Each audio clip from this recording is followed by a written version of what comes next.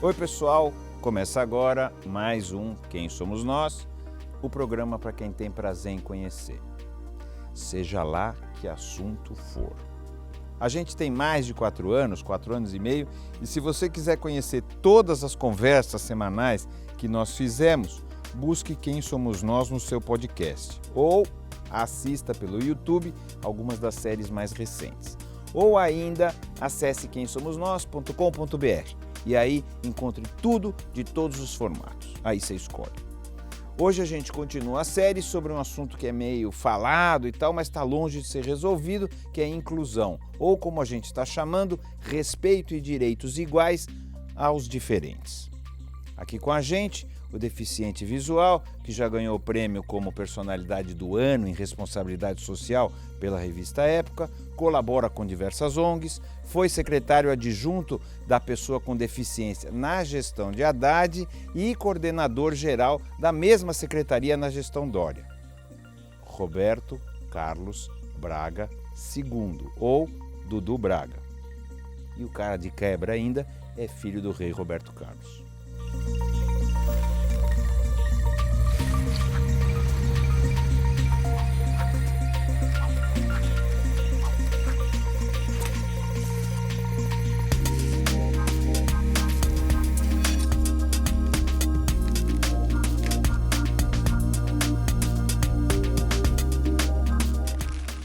Quem é você? Bom, eu me conheço como Dudu Braga, apesar de algumas pessoas me chamarem mais lá para trás, antigamente, como Segundinho. Por causa do Roberto Carlos Braga II, né, Celso? Que é uma coisa, acho que só você chama isso, não é assim, o segundo, né? É difícil, se não fosse meu filho Celso Loduca II, né? Então, mas conta mais, quem é você no sentido, você é filho do Roberto Carlos, Sou né? filho, né? Isso Do não rei. tem, essa referência não tem como, né? Eu fugir, apesar de durante muito tempo eu ter tentado fugir disso. Mas eu sou publicitário de formação, músico, produtor musical, radialista, de certa forma até jornalista, né? Palestrante, corintiano. Esse é o problema. Com muito prazer e graças a Deus. Acho que é pai, babão, né? Acho que é mais ou menos por aí, Celso. Me conta um pouco a tua trajetória, porque você falou tudo o que você faz. Certo. Mas quem que você é? Como que você se enxerga? Como que você se define como pessoa? Me conta um pouco a tua trajetória. Olha, eu vou te falar como é o meu, talvez, o que eu coloco no status do meu WhatsApp. Eu coloco na escola. Esse é o meu status do WhatsApp, né? Eu sou um cara muito curioso, né? Sempre fui. Isso faz parte da minha personalidade. Sou um cara que gosto de saber realmente das questões. Adoro história, adoro geografia. Claro que eu não tenho tanto tempo assim. Onde você estudou? Eu estudei no Dante Alighieri. Eu também. Velho e bom Dante Alighieri. Depois eu tive... Parla italiano? Não parlo.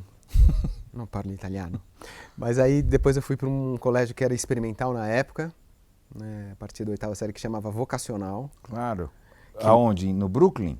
Não. Tinha 2 vocacionais, né? Tinha uma que era na Alameda Olga, ali perto da Barra Funda, que passou depois para Brigadeiro Luiz Antônio. Não era esse do Brooklyn. E depois, poxa vida, me formei pela FIAN como publicitário, né? Que percebi que não tinha como, né? Concorrer com a cabeça como a de vocês era impossível, né, Celso? Então... Será? É um pouco que a gente estava conversando antes. Você se formou, mas você não tentou. Não. É. Na verdade, tudo que era em relação à criatividade, eu fugi muito, né? Não dá para eu fugir desse tema, apesar de muitas vezes eu ter tentado, mas o fato de eu ser filho de um cara como meu pai, né, fez eu fugir desse mundo artístico. Eu sempre fui um cara muito musical, né? Eu toco bateria desde os meus 9 anos de idade, mas a referência era muito agressiva, né? porque o comparativo a gente trabalha, né? O ser Eu humano sei, trabalha filho por do comparação. Pelé, né? É É difícil. complicadíssimo, né? E você quer ter a sua própria identidade, né, Celso? Então, e você é sempre chamado de filho do, filho do, filho do, filho do, filho do, filho do. Aí chega uma hora que você fala, pô, Você ficava quem triste? eu sou? Eu Você sou o filho ficava do? triste? Não ficava triste porque eu sempre tive uma relação absolutamente próxima com meu pai. Né? Sempre foi um cara que eu admirei demais. Pela humanidade, pela questão profissional que ele leva muito a sério. E acho que Mas assim... você via pouco, porque artista não fica em casa, né? Não fica. Eu tô imaginando Absolutamente certo o que você está falando. Porque principalmente os cantores, né, e os músicos, vamos dizer assim, ficam fazendo show. ficam fazendo show quando se faz show é durante o final de semana, que é quando as crianças geralmente estão em casa, né? Então eu sempre tive, claro, o meu pai pouco presente, apesar de ser um cara que eu sempre contei muito e sempre teve muito próximo a mim. A gente tem uma relação muito próxima. Você não sentia falta? Eu fui acostumado assim, né? De verdade. Você vivia com a tua mãe? Eu vivia com a minha mãe. Meus pais se separaram depois de 10 anos de casamento. Uhum. Eu confesso que assim, no começo eu não senti nada, mas depois quando eu tinha meus 11 anos de idade mais ou menos, eu comecei a sentir muita falta do meu pai. Porque ele foi morar no Rio. E aí vocês viam menos ainda. Aí a gente se via menos ainda.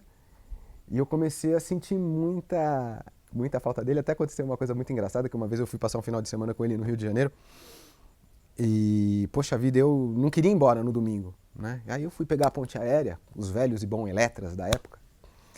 Pô, e eu entrei num berreiro danado, porque eu não queria, né, ficar longe do meu pai, né? Aí meu pai virou e falou assim pra mim, não, você vai amanhã só, vou ligar pra sua mãe, você vai amanhã, só segunda-feira. Aí virou um cara da ponte aérea e falou pra mim assim, foi tão engraçado, ele falou pra mim assim, quem não chora não mama, né? E assim, poxa, isso me marcou tanto, né? Mas é engraçado que depois que eu cheguei com meus 14 anos, 13 anos, que eu tinha a minha turma, isso foi meio que entrando nos trilhos da minha vida pessoal, da minha ansiedade, e eu comecei a lidar com isso de uma maneira absolutamente natural, né? Meu pai é um cara que não é dono dele mesmo, né? E eu tinha que aprender a lidar com isso, né? Claro, ele não conseguia escolher, né? Não. Os tempos. Não tem, não tem como, é tipo aquela história, a carreira dele talvez seja maior que ele, né? Então ele precisa se submeter aos prazos, aos contratos, à própria criatividade, porque você sabe muito bem disso, né? A criatividade é uma coisa que ela não vem a hora que você quer, né? Mas de vez em quando você tem que debruçar e trabalhar até trabalhar. ela chegar. Até ela chegar, até ela vir. É assim, né, que funciona na prática, totalmente. E aí você cresceu, você estava falando, cresceu com a ideia de ser surfista. Eu comecei a surfar com meus 13 anos de idade. Poxa vida, claro que eu achei que eu queria levar isso, o surf eu me considero surfista até hoje, né? Apesar de, claro, não surfar mais por causa do problema de visão que eu tive. E, poxa, achei que eu poderia ser esse surfista, né? Aliás, o espírito de surfista até hoje, é isso? Surfista, exatamente. O estilo de vida do surf mesmo, contemplação da natureza. O surf traz umas coisas muito legais, uma certa né? simplicidade nas coisas, total. Né? Não sei se ainda existe isso no surf, porque todos viraram mega star, né? Mas existia uma certa... o surfista ele era muito... como é que a gente fala? A gente não quer aparecer. Pelo menos os surfistas da minha época não gostavam de aparecer, né?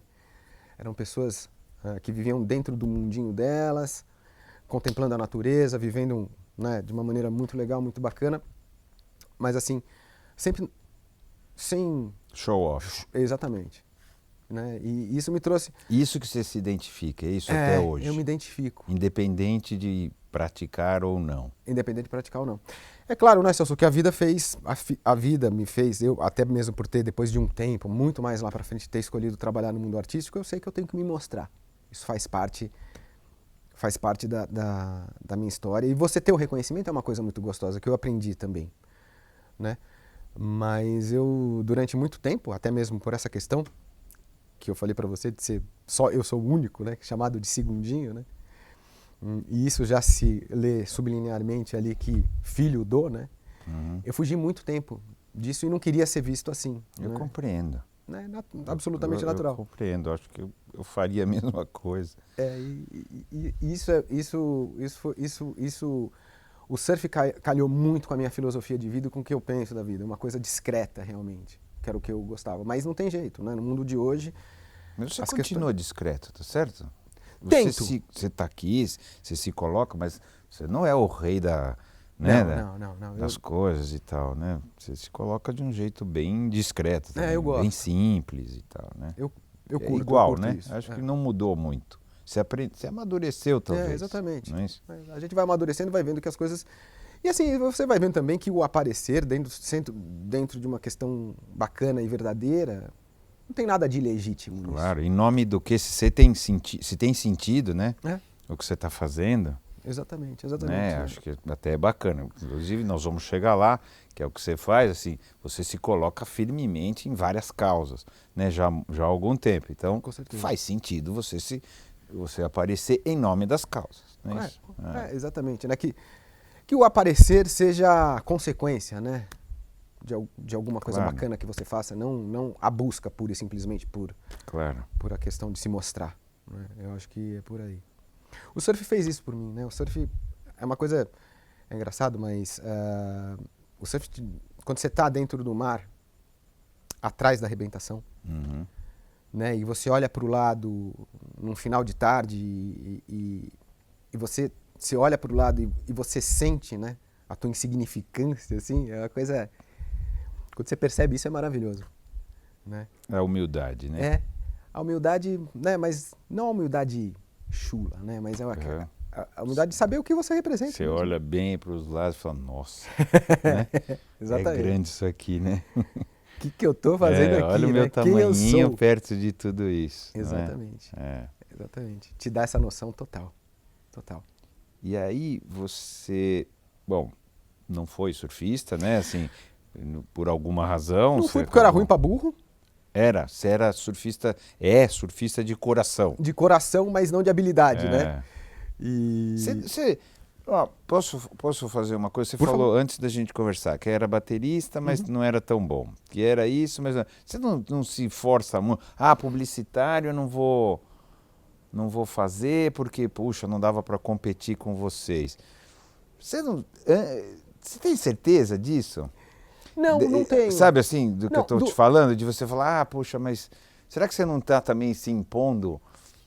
Total. Uma coisa, fala, bom, então se não for para ser melhor do que o Slater, eu não vou fazer. Se não for para... Será que não é isso?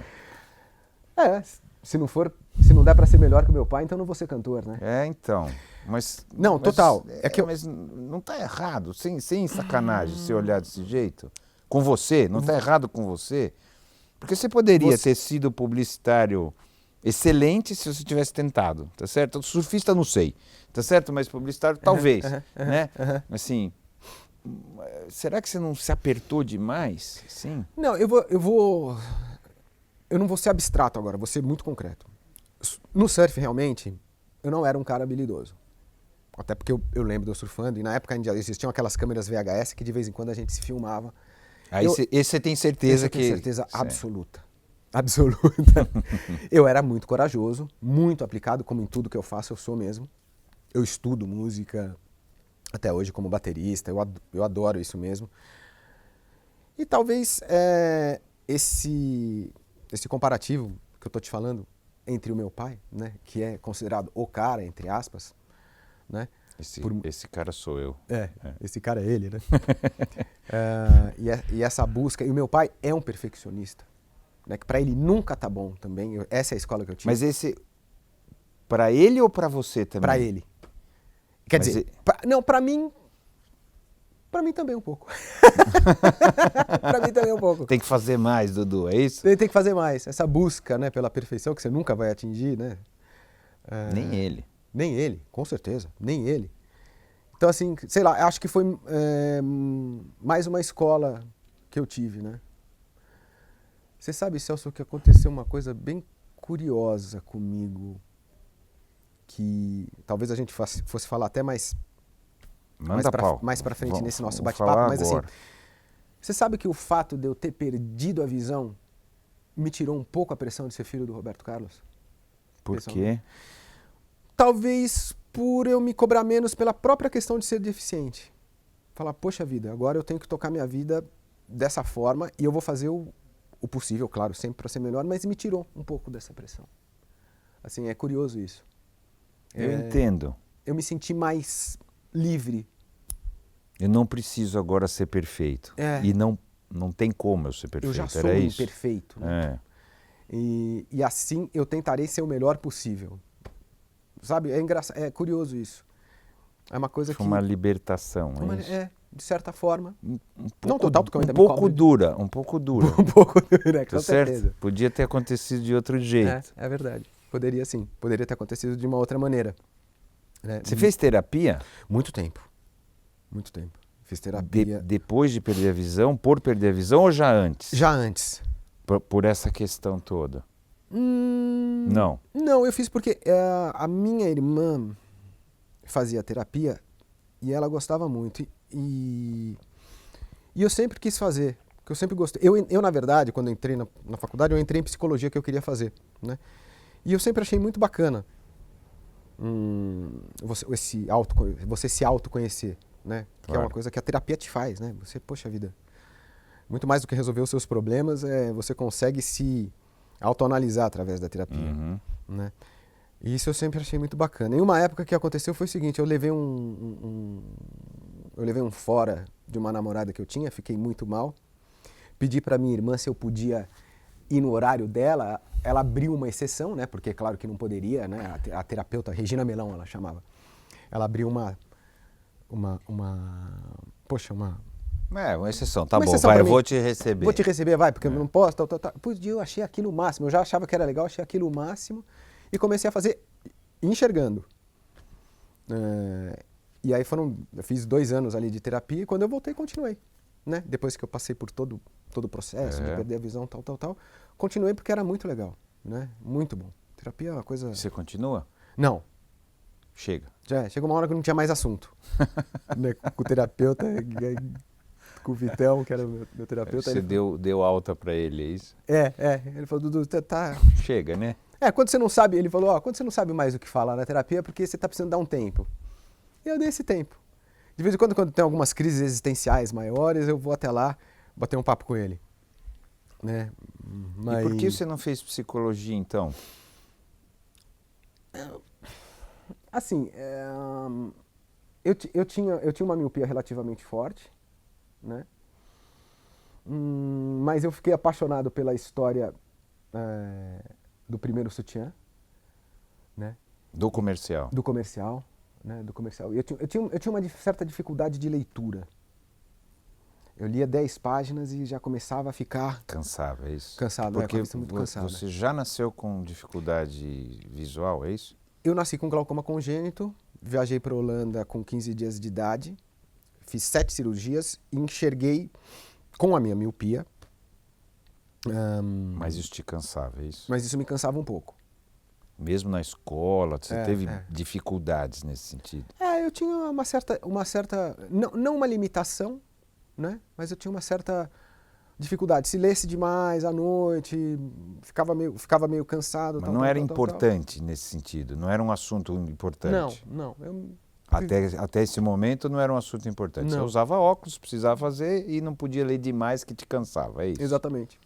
E você achou que fazer psicologia, você ia ter que ler muito? Eu ia ter que ler muito. Eu falei, poxa, eu leio 10 páginas, caramba, eu vou ter que fazer isso. E eu estava apaixonado pela história do primeiro sutiã, que eu te comentei, né?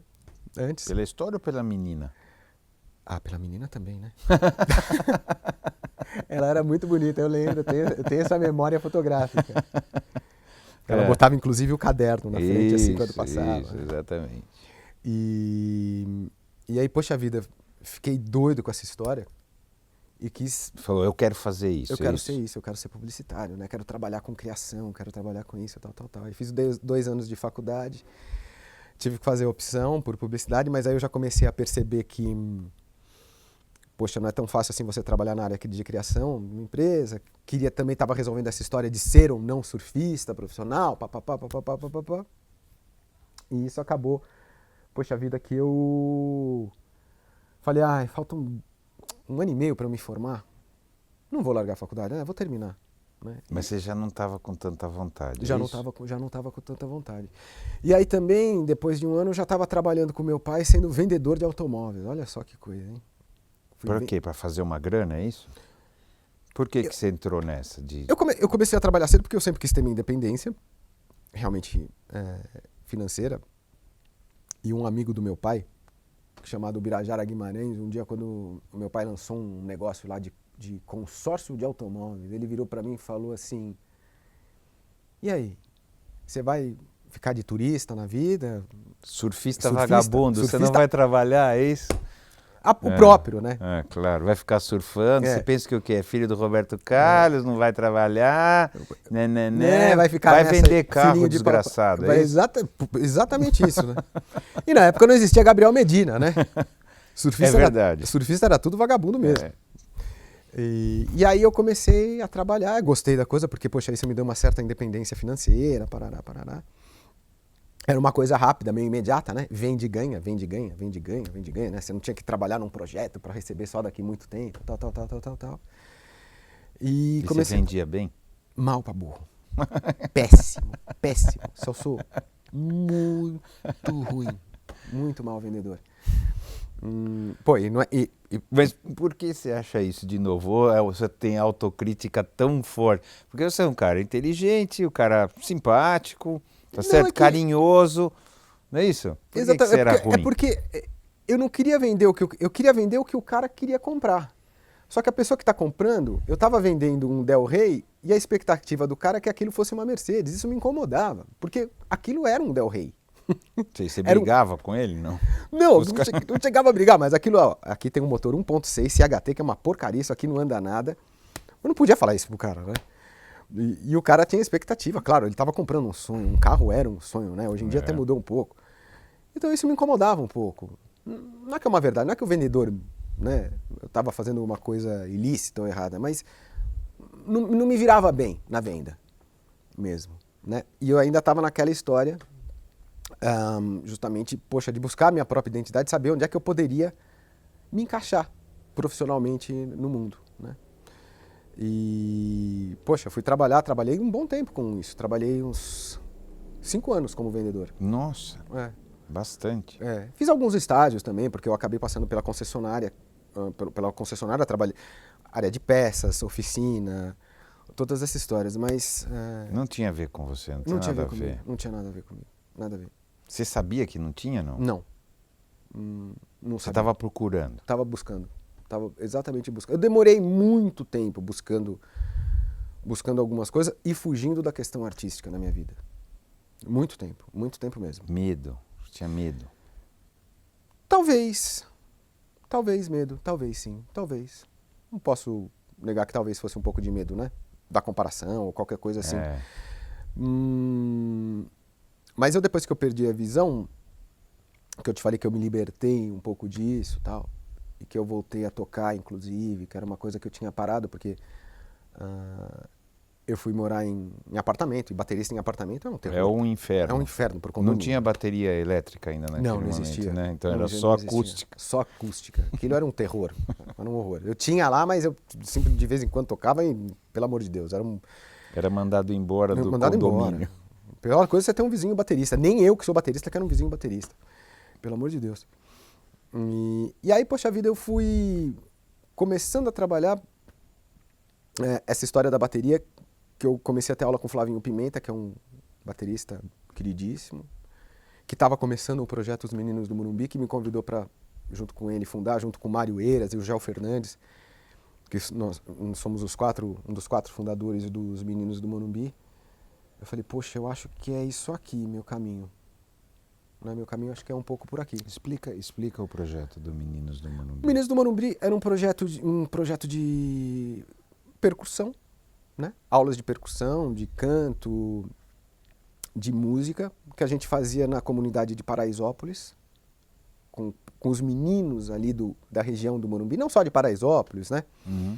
Mas também o pessoal do Real Parque, toda aquela molecada que ficava nas ruas ali, na região do Morumbi, perto do estádio, que eu sempre morei no Morumbi. a gente trazia eles e fazia um grupo mesmo, como se fosse uma bateria de escola de samba. Só que não só tocando samba. Tocando rongo marroquino. O Flavinho é um cara tremendo de um músico, então a gente não se prendeu só no samba, para não ser só uma escola de samba, para mostrar outros ritmos, outras vertentes, a questão musical muito mais ampla do que só a musicalidade brasileira. E começou deu certo, né, meu? Deu ficou certo famoso, pra caramba, vamos dizer assim, um projeto que ficou famoso. O Flavinho é muito competente, um cara sensacional. E acabou virando que a gente tinha lá 20 crianças que ficavam dentro da garagem do Flavinho, tivemos que sair pra rua, quando nós vimos eram 60 crianças, e, quando viu, o projeto, nossa, tomou uma questão ali na região do Morumbi, né, que todo mundo, né, da comunidade, das comunidades ali, falava dos meninos. E aí a gente teve que abrir uma associação e uma fundação, e fundar, né, justamente depois, mais tarde virou ONG, mas antes era uma associação, que a gente fez e aí abriu para aulas de informática, canto, questões sempre ligadas, claro, à cultura. Era necessário que as crianças sempre estivessem matriculadas na escola para poder participar, que isso eu acho muito bacana. Claro. Era muito legal. E, poxa vida, o projeto decolou. Né? O projeto decolou. Essa parte social, isso foi depois que você perdeu a visão definitivamente? Não. Meu pai sempre foi ligado a causas sociais, Celso, né? Meu pai e minha mãe, inclusive. Minha mãe já é falecida há muitos anos, né? Ela faleceu em 1990. Tanto que o meu pai conheceu a minha mãe, porque a minha mãe era voluntária no Orfanato São Judas Tadeu e foi pedir um show beneficente para o Orfanato São Judas Tadeu na época da Jovem Guarda. Né? E aí ele foi pedir um show e acabou casando. Ela foi pedir um show e acabou casando com ele. Ele aceitou o show, tá certo? E ele acabou.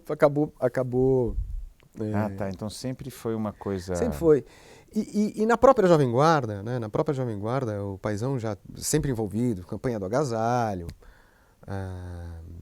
E o paizão participou de várias, Dia Internacional da Criança. Ele mesmo, dentro dos próprios discos dele, sempre com mensagens de solidariedade, de amizade, de um olhar para o outro. Né? Isso, ele religiosas sempre também. Religiosas também, puxa, com certeza muito bem lembrado. Religiosas também. Então isso sempre teve dentro do meu... Você sabe que eu fui num programa da Jovem Guarda? Caramba, Celso. Juro por Deus, eu sei que tenho 59 anos. Eu fui num programa na Jovem Guarda, agora você está falando, estou lembrando, eu lá no auditório de um programa da Jovem Guarda. Eu era menininho. É isso aí. Mas olha... 1965 a 1969. Que loucura. Era lá perto do aeroporto. Isso, Gravava lá na Avenida Miruna. Você foi mais pro final, que antes era na Rua da Consolação, né? Então, eu fui pro final, mas também eu era menino, muito menino. Eu tinha 10 anos, sei lá, por aí. Você tem 59 agora. 59, eu tenho 48, né? Eu nasci em 68. Foi uma febre. Então eu aprendi essa questão social. Né? A minha mãe sempre levava crianças de orfanato para passar o Natal com a gente. Então sempre foi uma coisa que teve inserida assim dentro do meu contexto. E que você fazia também, quer dizer. Que eu fazia também. Tá. Aprendi em casa. Tá, né? Entendi. Então não teve nenhuma relação, quer dizer, nenhuma é um modo errado de dizer, mas se intensificou porque você perdeu a visão? Não. Não tem nada a ver. Isso era uma coisa que já existia no teu coração e você continuou fazendo. Exatamente. O que mudou para você emocionalmente? É claro que mudar na prática, não precisamos ficar com detalhe que obviamente... Entendi. Mas emocionalmente, o que mudou para você quando você tinha alguma dificuldade de ler, mas não, era normal, tá certo? Vou chamar assim. Não, eu tirei carta de motorista. Isso, então. Conseguia fazer de tudo. De repente, você não conseguia mais, certo? Ou não sei se é de repente também. Não foi de repente, mas aconteceu uma coisa curiosa. Eu perdi a visão num prazo de 2 anos e meio. Foi perdendo. Fui perdendo. É pior ou melhor isso? É melhor. Acha? Pior, não é? Melhor. Melhor? Melhor. Porque você não vai ficando desesperado, tô perdendo. É que na verdade você não sabe que vai perder. Ah, você não achava que Então ia você sempre perder. fica na Você expectativa tava que você vai lutando. recuperar.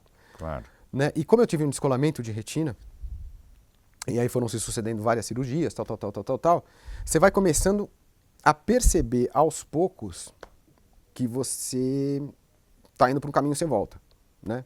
Não te deu desespero? Eu tô tentando me colocar no teu lugar. Não sei, talvez, acho que eu Deu. ficaria desesperado. Falar, meu Deus, tá escapando. Deu desespero. Deu desespero, mas assim, eu tentei me revoltar. Não sei se eu vou conseguir me explicar muito bem para você, mas eu lembro uma vez que eu estava no apartamento do meu pai. Vou dar um exemplo aqui, porque eu estava no apartamento do meu pai, bem dentro desse prazo de 2 anos e meio. Nesse período de 2 anos. Nesse período de 2 anos e meio. Meu pai tem uma mesa de sinuca e eu tava ali... Poxa, eu tava querendo chorar mesmo, botar pra fora, né? E eu tava ali tentando jogar sinuca, eu tinha um pouquinho mais de visão do que eu tenho... Hoje eu tenho percepção à luz só, muito pouca. Né? E ali eu tinha um pouquinho mais. Eu tava tentando jogar sinuca, que eu percebi que não tava dando pra jogar. Né? Porque eu não tava mais vendo nada. E eu queria me revoltar. Falei, pô, eu quero chorar, vem choro, vem. E não vinha. Eu peguei o taco... Quebrei ele, como ó, um machão, né? Quebrei o taco, quase que eu me machuquei inteiro, pô, porque é aquela tal história. Você tá querendo ser revoltado, só que você não sabe ser. E joguei o taco. Olha que coisa, né, errada, né? Joguei o taco pela janela, que meu pai mora na Urca, né, de frente pro mar, e joguei o taco dentro d'água lá no mar. Acho que acertei o mar, né? Porque pelo menos ninguém reclamou que eu acertei a cabeça de alguém. Então, eu não consegui me revoltar. E o que você sentiu? O que você sentia naquele momento? Eu não sei, Celso. Porque, assim, eu tenho uma resiliência boa, assim, sabe? Eu sou um cara que, poxa vida, muito bem adaptado ao meu meio, né? Eu confesso que a única coisa que eu sinto falta na minha vida hoje não é nem de enxergar, né? Mas o que eu sinto falta, assim, e nem sinto mais essa falta toda, mas assim, dirigir, que me dava uma certa independência, era uma coisa que eu gostava muito, mas hoje em dia nem mais isso eu sinto falta. E o surf também, eu sinto, poxa, de vez em quando eu falo, poxa vida, eu poderia ser um cinquentão agora, surfista, né? Passando minhas férias... Havaí. No Havaí. Eu viajei algumas vezes, passando minhas férias de julho lá, né? Nada de surfar aquelas ondas que eu queria surfar, na época que eu até surfava e tal. E isso talvez eu sinta um pouco de falta, assim, não muito, mas eu penso de vez em quando nisso, né? Mas eu sempre fui um cara muito, sei lá, resiliente. E esse aí que eu tava te falando, esse prazo de 2 anos, porque eu conheço alguns amigos meus que perderam a visão em acidente de automóvel. O para-brisa quebrava, eles perdiam a visão. Do dia pra noite. Pô, isso é uma loucura. É uma loucura. A própria Mara que teve aqui com você, Mara Gabrilli, né, que num acidente de automóvel, indo para Ubatuba... Ficou tetraplégica. Ficou tetraplégica, questão de 1 segundo. Né? Quando ela percebeu, eu não estava conseguindo mexer. Né? Tem um amigo meu que também, eu tenho muitos amigos deficientes, o Ronaldo Denardo, que, pô, ele falou que ele levou um acidente, o carro nem capotou, mas ele deu aquele chicote no pescoço. E ele falou que quando o carro parou, o maço de cigarro estava em cima do painel. E ele tentava pegar um maço de cigarro e não conseguia. Não conseguia. Não conseguia. Então, assim, eu acho, pra mim, pelo meu ponto de vista entre aspas, eu acho que foi melhor. Você foi se acostumando com a ideia, é isso? Eu fui me acostumando com a ideia e me adaptando com isso. Né? Foi uma coisa que foi aos poucos mesmo. Fiquei fora um tempo do país também, que te tira um pouco da tua realidade, né? Porque eu fiquei 2 anos e meio entre idas e vindas em Houston, no Texas, né? Fazendo operação. O Tostão também teve descolamento de retina e no dele deu certo. Deu. Não é isso? O mesmo médico, Dr. Roberto Abdala Moura. Ah, é? O mesmo médico. E foi para Houston também, é isso mesmo? Isso, exatamente. Eu lembro, na Copa de 70. 70 é isso? 70. Copa de 70. O Tostão ficou bom. É o mesmo problema, é isso? O mesmo problema, descolamento de retina. O dele acho que foi uma bolada, uma coisa assim. No seu caso, tem a ver com a... O glaucoma. Que eu tinha um glaucoma controlado, né? Glaucoma você nunca cura, você só controla. Né? Que nem pressão alta. O que é o glaucoma? Desculpa pressão sobre o globo ocular. Ponto. Você nasceu com isso. Nasci com isso. E aí você conseguiu de alguma maneira controlar por um tempo, Isso, mas depois não foi mais possível.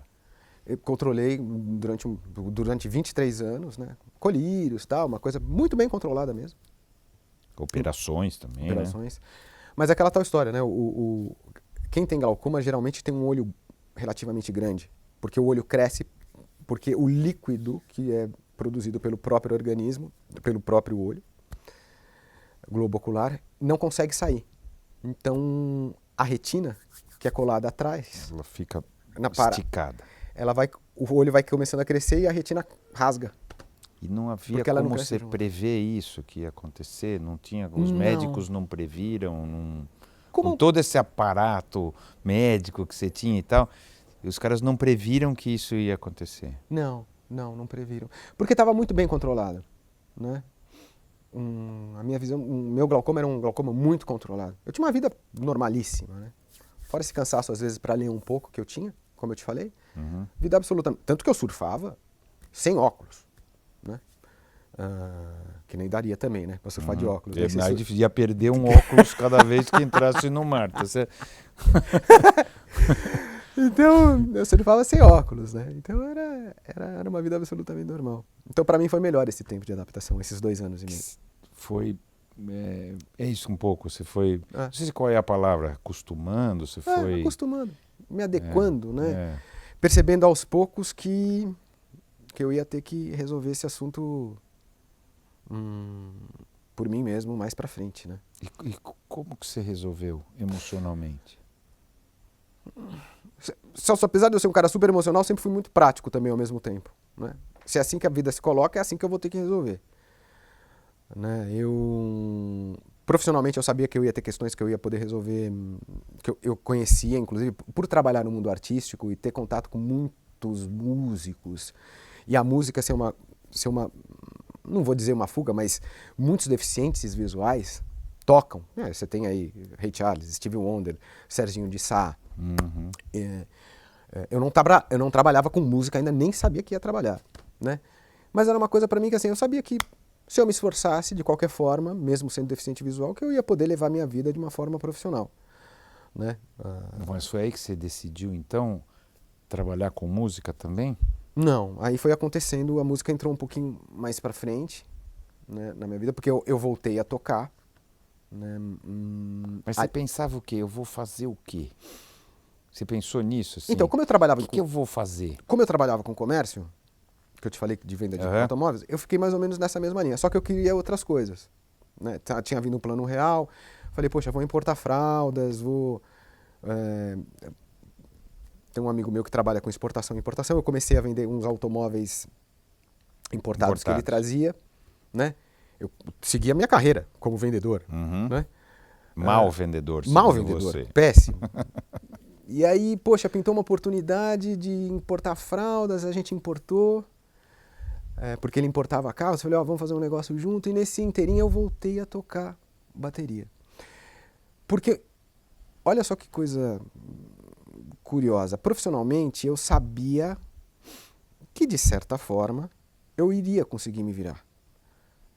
Mas, como homem, eu não sabia. Por que eu digo como homem? Porque começou a me pintar algumas encanações. Eu tinha terminado com uma menina que eu era noivo na época. Se eu ia conseguir, né, refazer minha vida sentimental. Por causa do negócio da visão, você acha? É. A questão sexual, a questão Sei, eu sentimental. Entendi. Pô, ninguém vai gostar de mim. Mais ou menos por aí, né? Porque aquela questão, você não escolhe por quem você se apaixona, né? É uma coisa, vou me apaixonar por aquela menina, ok, e ela vai se apaixonar. Não é assim, a coisa é instintiva, né? Apesar de hoje isso ser uma verdade muito maior, a questão do tal do perfeccionismo, né? Você tem que ser bonito, rico, famoso, magro, e deficiente, né? A gente é justamente o inverso disso, do que uma pessoa que pode ser feliz e que talvez possa atrair alguém. Eu entendo mesmo. Dá uma insegurança, fala, vou me ferrar. E o surf tinha aí uma autoafirmação de masculinidade, eu não posso negar, né? apesar de eu ser um cara discreto, existe uma autoafirmação de masculinidade. Nessa ação mais arrojada, nesse desafio que você tem. E a bateria, e o tocar a batera, para mim, talvez tenha resgatado um pouquinho dessa autoafirmação de masculinidade, né? Porque eu adoro tocar, sempre adorei tocar, mas até mesmo por causa do surf, por morar no apartamento, acabei deixando meio de lado. Então a música acabou entrando meio por esse lado, não por uma questão profissional. Tá, né? entendi. Por uma questão Emocional. Emocional. E aí veio com os meninos do Morumbi, né? Eu comecei a perceber que o comércio não era muito o meu mundo, é uma questão muito burocrática, importação e exportação, era papel para isso, papel para aquilo, eu não tenho nada disso, eu sempre ficava com a questão muito mais criativa do negócio, vamos dizer assim, do que a burocrática. E eu acabei montando uma gravadora, né? Uma gravadora com um amigo meu. Especializada em alguma coisa? Algum tipo de música? Não. Especializada em nenhum estilo musical. E a gente tinha um projeto de um disco infantil, que eu já comecei a gostar daquilo, né? Os meninos do Morumbi também tinham decolado, de uma forma muito forte. E assim, eu fui fazer um trabalho de divulgação numa rádio desse produto que a gente tinha, e o cara falou que tinha um programa de músicas do meu pai. E quando aconteceu isso de ter um programa de músicas com meu pai, ele me convidou para dar uma entrevista nesse programa. Eu aceitei, né, fazer essa entrevista. Ele falou, não, tudo bem, claro, vim aqui contar algumas histórias do paizão, tal. Quando eu saí dessa entrevista, ele falou, Dudu, poxa, foi muito legal. Você não acha que você poderia vir apresentar esse programa pra gente? Eu falei, caramba, apresentar um programa eu, né? Aí eu falei, deixa eu pensar. Essa história é tão engraçada, porque teve uma fã do meu pai, nesse interim, que veio falar comigo, né? E ela falou comigo várias vezes, oi, Dudu, você é filho do Roberto Carlos, que prazer você ser o filho do Roberto. Ela repetiu o filho do Roberto Carlos na frase comigo sei lá, muitas vezes. Eu tinha uma amiga dela que, inclusive, veio me cumprimentar e ela me chamou de filho do Roberto Carlos. Então eu falei, pô, meu nome é filho do Roberto Carlos. Exatamente. É um cargo, você assumiu um cargo. Mas olha só que legal, essa fã do meu pai, ela fez eu perceber um negócio. Ela resolveu um problema que o meu terapeuta não resolveu. Claro que eu tô falando brincando, né? É que ela fez eu perceber que ser filho do Roberto Carlos faz parte da minha identidade. Mas não, né, porque ele é o Roberto Carlos, mas sim porque os nossos pais fazem parte da nossa identidade. Quer você queira, quer não. Quer você queira ou não, que toda essa questão que eu trago, essa bagagem do social e desse perfeccionismo, é tudo isso meu pai que jogou pra mim. Ou seja, e por causa dessa fã eu aceitei a fazer esse programa apresentando músicas do meu pai, que já tá aí no ar há muito tempo. E aí isso me jogou de vez no mundo artístico. Olha, questão resolvida. Sou filho mesmo. E não me enche o saco e ainda apresenta um programa que só de música dele. Contando histórias dele. E foi uma libertação para você. Total. Tanto que, inclusive, comecei a ganhar dinheiro sendo filho do Roberto Carlos. Né? Coisa que talvez antes te ofendesse. Né? Você falou, eu não quero ganhar dinheiro. Me ofendesse. Né? Porque é absolutamente legítimo. Né? Claro, e não tem nada de errado. Não tem nada de errado. Claro, não tem nada de errado. E aí, tá bom. Você voltou a tocar bateria. Voltei a tocar. Passou a fazer esse programa. Você fez vários programas, não é isso? Fiz. Televisão também, algumas coisas assim, não é? Eu participei da novela América, da Glória, né, com um programa onde eu entrevistava pessoas com deficiência, que o nome era É Preciso Saber Ver, que é o nome de uma música do Paizão. Né? Depois fui apresentar um programa com a Bianca Rinaldi na Record, que chamava Ressoar, Responsabilidade Social no Ar. Aí fiz um programa na TV Cultura também, Imagens da Inclusão, um programa muito legal. Sempre com esse olhar, né? Sempre com esse olhar, Sabe, inclusão social e deficiência. Exatamente. E tudo aconteceu de maneira muito, muito natural, assim, para mim, né? Comecei a fazer palestras, porque antigamente eu fazia palestras só para só para deficientes visuais, principalmente falando de rádio, né? Porque o deficiente visual, hoje em dia, as redes sociais são absolutamente acessíveis, mas não existia há 15, no ano 2000, 2001, isso não existia praticamente para quem é deficiente visual, né? Então da onde o cego tirava a informação? Né? Boa pergunta, da onde? Rádio, companheiríssimo de todos os deficientes visuais. E a Dorina Noil fazia um trabalho que ela fazia a leitura da revista Veja, em fitas cassete. Então era dali que a gente tirava informação. E televisão também, porque televisão, apesar de você não ter a imagem, claro, mas tem muita questão sonora, principalmente os jornais. Claro. Né? Claro. Principalmente os jornais. Então era dali que a gente tirava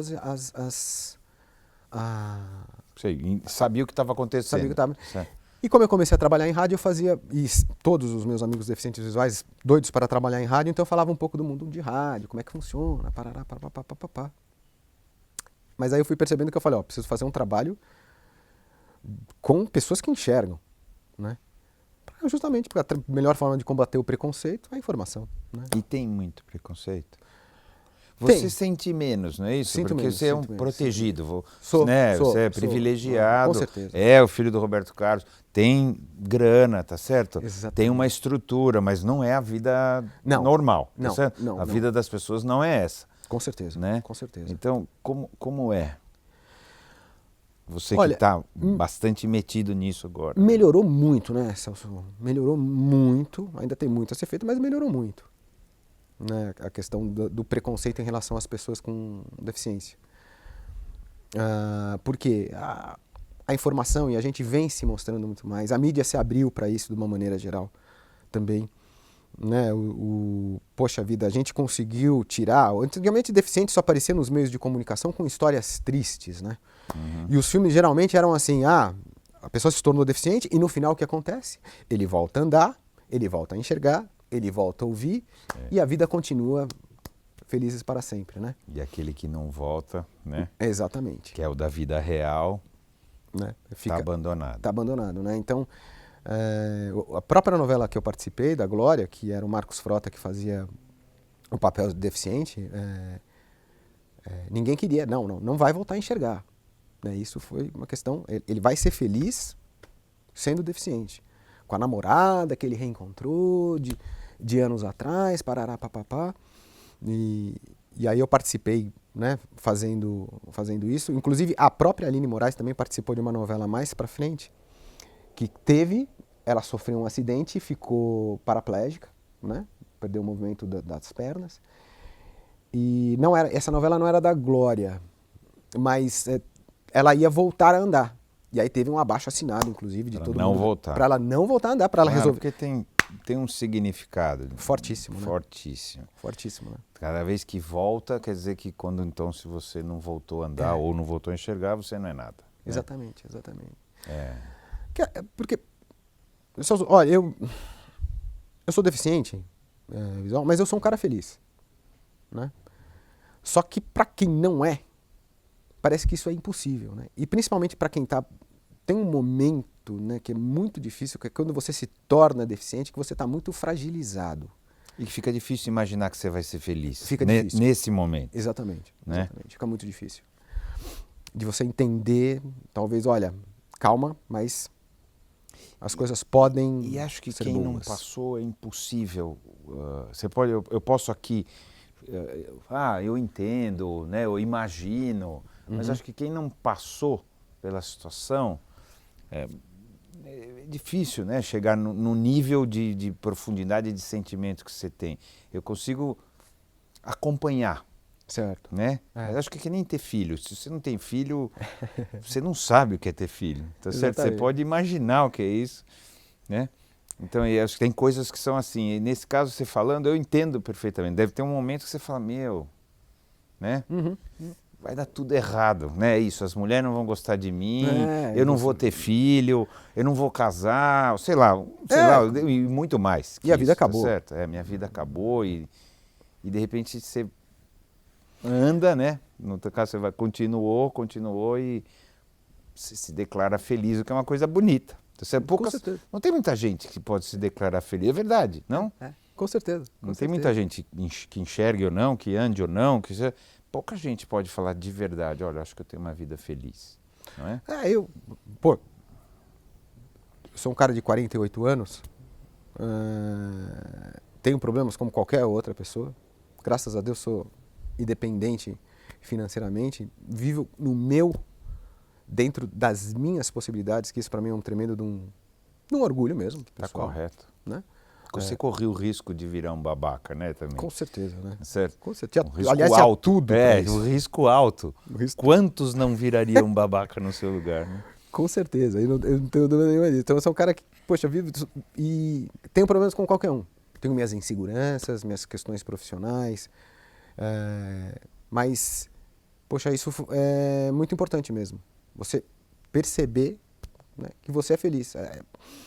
Porque tem gente que não aceita, tem alguns amigos que são deficientes que até hoje não aceitaram muito a deficiência. Né? Agora, tem uma questão que para mim foi muito importante, que você falou inclusive da questão financeira, por eu ser um privilegiado, e isso é uma verdade. O fato de eu ter podido correr atrás de tudo para recuperar a visão foi muito importante para a minha aceitação. Porque o meu pai me deu essa possibilidade. Né? Então, quando eu me tornei cego e que eu percebi que era cego, eu sabia que não havia mais nada a ser feito. E tem pessoas, amigos meus, que se tornaram deficientes que não tiveram nem a condição da primeira cirurgia. Então o cara sempre fala, se eu tivesse feito... Se eu tivesse, ou eu talvez possa tentar, tem uma cirurgia não sei aonde. Isso para mim foi muito importante. Né? A questão, eu não nego isso de forma nenhuma. A minha posição financeira que meu pai teve, me deu condição, foi muito importante para mim, sim. Para você ter essa paz um pouco no coração agora. Exatamente, Não fiquei com aquele resquício. Não tem, a maioria não tem. A maioria não tem.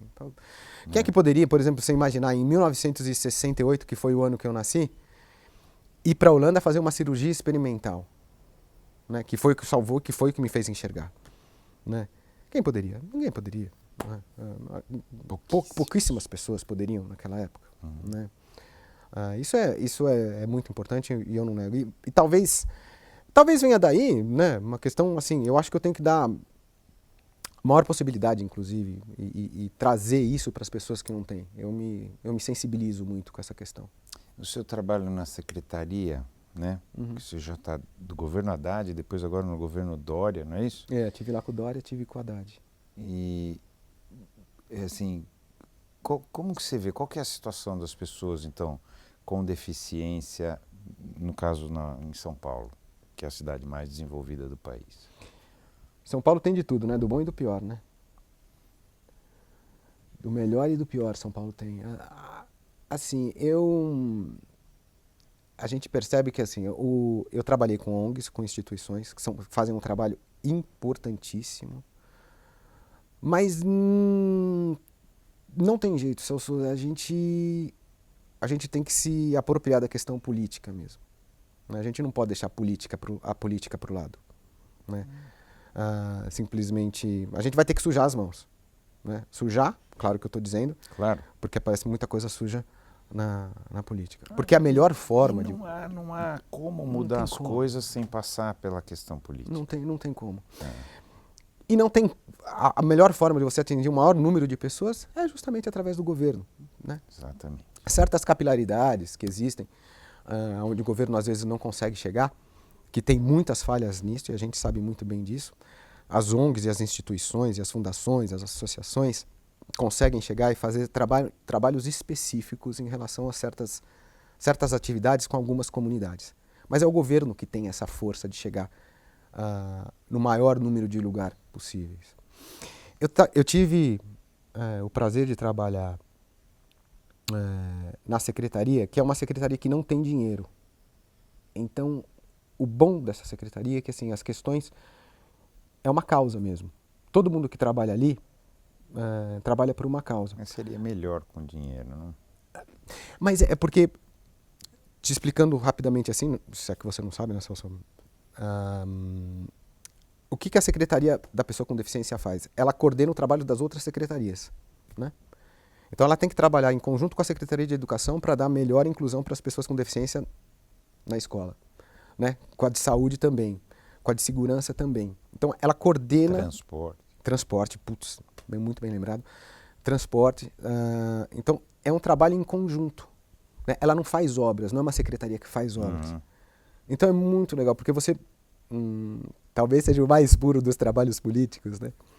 A causa. Você trabalha muito pela causa, né?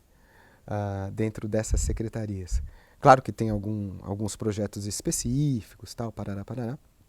Mas, assim, na verdade, a gente percebe que o governo de São Paulo, estou falando do município, que foi onde eu trabalhei, né? Com o Haddad fez muita coisa bacana. Com o Dória também vem fazendo muita coisa. Só que, assim, São Paulo é gigantesco, né? Eu até brinco, né, nas questões políticas. Eu falei, olha, você quer um jeito de se queimar na política? É governar São Paulo. É um pepino. Sua cidade é um pepino. Porque é uma loucura. É uma loucura. A gente fez uma conversa dessa com o Haddad e eu falei isso para ele, é só maluco. Só maluco, né, querer... Porque você não vai conseguir resolver tudo nunca em São Paulo, né? Eu acho que o Dória está fazendo um trabalho muito legal. O Haddad tinha uma visão voltada muito para o social, muito bacana, né? O Dória tem uma visão bem de gestão mesmo, por capacitação, por meritocracia, que eu acho super importante também. São dois caminhos diferentes, né? Mas eu gostei muito. Foi um trabalho, mas não quero mais. Agora a gente já convidou, mas ainda não conseguiu a agenda, porque ainda não deu, mas ele também, seria legal que ele pudesse vir falar aqui do olhar dele, mas ele não teve agenda. E... Eu trabalhei com o Dória, eu fiz algumas palestras para ele no LIDE, palestras de sensibilização em relação à pessoa com deficiência, lá para trás. Foi muito legal, foi muito bacana. É um cara que tem uma visão legal, assim, e eu acho que São Paulo, por ter essa... São Paulo é uma cidade que tem que trabalhar com capital. Capital, digo, grana. Dinheiro mesmo, né? A gente não pode nunca esquecer das questões sociais, mas é uma cidade voltada para negócio, para business, né? Como todo mundo fala, né? Locomotiva desse país. Então, não adianta você ficar fingindo só com isso, né? Não adianta a gente querer fazer de São Paulo uma cidade pura e simplesmente social. A gente tem que fazer... A gente vai diminuir as diferenças justamente melhorando a condição de vida de São Paulo, a condição financeira das pessoas, trazendo mais grana mesmo para nós. Agora, ser deficiente visual, especificamente, em São Paulo, eu imagino que é bastante complicado. Até recentemente tinha essa história de tirar os poucos semáforos sonoros, né? Você, de novo, você tem privilégios, né? E tem gente que não, tá certo? Com certeza. Então, assim, como é que atravessa a rua? Como é que anda nas calçadas? Eu fico tentando imaginar, parece muito complicado. Então, aí você vê, né? Quem fez a primeira secretaria foi o Serra, junto com a Mara Gabrilli, inclusive. Né? E aquela tal história, era como a Dorina Noil falava, né? As mudanças vêm de forma gradativa e lenta. O próprio governo Haddad, ele criou alguns bolsões de acessibilidade dentro da cidade, a Paulista, pipipipapapá. Mas como é que você chega na Paulista? Né? Então, eu sou deficiente visual, chego na Paulista e vivo na Paulista. Né? Então, por isso que essas mudanças são gradativas e a gente vai fazendo elas aos poucos numa cidade como São Paulo. Né? Então, a ideia agora, até quando eu estava pelo menos lá na secretaria, era justamente você criar essa ligação, né, entre esses bolsões de acessibilidade para que os deficientes possam circular, né? Não só ficar presos dentro daquela região que é acessível. Então, aos poucos, né, Celso, que a gente vai fazendo isso. Né? É muito difícil, os sinais sonoros, a questão dos deficientes auditivos também, né, dos cadeirantes, a vantagem que a causa da deficiência tem é que é uma causa, as pessoas, poxa vida, têm uma simpatia pela nossa causa, né? Nós não somos sindicalistas. Né? Nós só queremos que as pessoas olhem para a gente com um olhar de igualdade. Né? Então as pessoas têm, né, muito essa simpatia pela nossa causa, isso ajuda muito. Está evoluindo a tua percepção? Tá evoluindo, total. É? Com certeza, com certeza. Às vezes, né, às vezes você encontra algumas pessoas que dizem assim, eu não sei quem contou uma vez que o cara era deficiente, porque deficiente briga também, né? O pessoal acha que não, porque eu tenho uma certa visão meio infantil do deficiente, né? E a gente briga também, a gente erra, a gente faz besteira, a gente conserta. E um amigo estava contando que tinha um amigo dele que tinha brigado com um deficiente, que ele falou pro deficiente, você não faz tudo, então faz isso também. Calma. Opa, a gente não faz tudo, né? Não dá para atravessar a rua se não tiver um sinal sonoro. Claro. Né? Então, assim, e uma coisa... Ainda mais no Brasil, onde não se respeita direito. Agora mais se respeita a faixa de pedestre, né? Fora do Brasil, você botou o pé na faixa, para, né? Na Europa, nos Estados Total. Unidos. Aqui você botou o pé na faixa, o cara passa em cima do pé, tá certo? Mas teve uma coisa, você sabe que é uma coisa muito interessante que as convenções da ONU, né, estabeleceram para as pessoas com deficiência, é uma coisa muito legal, porque eu achei isso maravilhoso.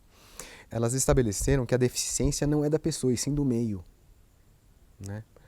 A partir do momento que você tiver piso podotátil, que você tiver rampas de acesso, que você tiver sinalizações em braille, sinalizações para deficientes auditivos, a deficiência não existe mais. Claro, entre aspas, né? Que eu tô falando. Não, claro, mas ela é muito menor. E é bonito esse olhar. Esse né? olhar é sensacional. É. Porque a partir do momento, né, que eu tiver... Não é você que é deficiente, é o meio ambiente ao seu redor que não está adaptado a você, não é isso? Exatamente, exatamente. Que esse meio ambiente adaptado a mim vai me dar a minha independência. Né? Isso foi uma coisa muito bacana que foi estabelecida aí pelas convenções da ONU. Né? Bom, eu sempre fecho com a sua pergunta e eu queria fechar com você, na tua opinião, quem você acha que nós somos, nós seres humanos? Olha, eu acho que, na verdade, assim, aquilo que eu te falei no começo, eu acho que a gente está sempre aprendendo. E a gente não pode parar de querer aprender. Né? Mas esse é quem nós somos ou quem você quer que a gente seja? Isso é quem eu quero que a gente seja. E quem nós somos? Quem a gente quer que nós sejamos. Da mãe. Foi muito boa.